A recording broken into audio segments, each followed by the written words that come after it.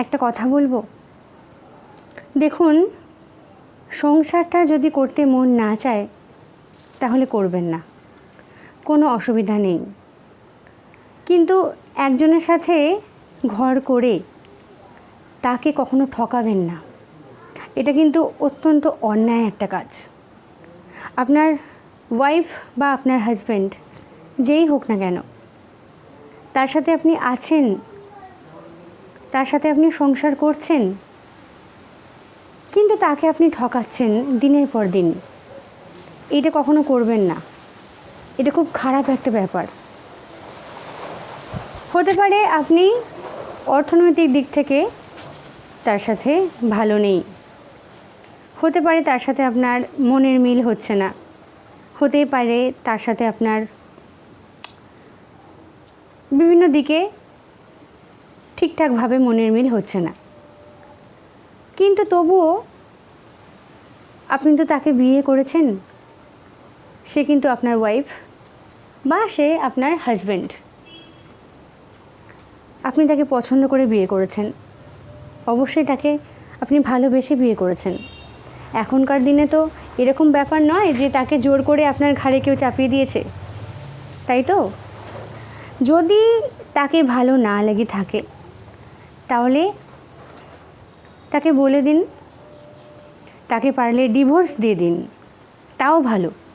তারপরে আপনি যা ইচ্ছা করুন, কিন্তু একজনের সাথে সংসার করছেন, তার সাথে সম্পর্ক রেখেছেন এবং সম্পর্কে থাকাকালীন তাকে ঠকাচ্ছেন দিনের পর দিন, এই কাজটা কখনো করবেন না। এটা অত্যন্ত অন্যায় এবং পাপ একটা কাজ, জানেন তো?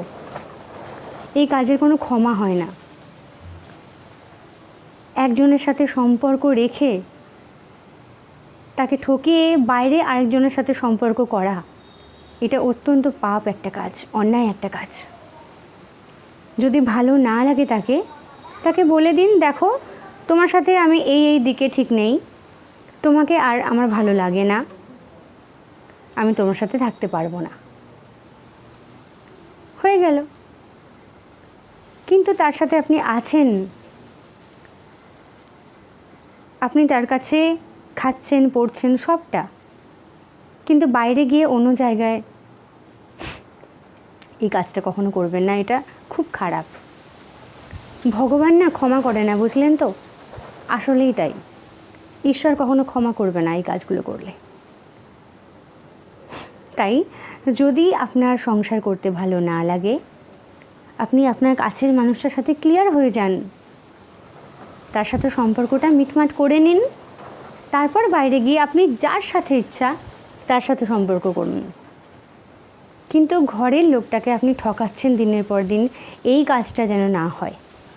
এটা অত্যন্ত অপরাধ এবং অন্যায়জনক একটা কাজ।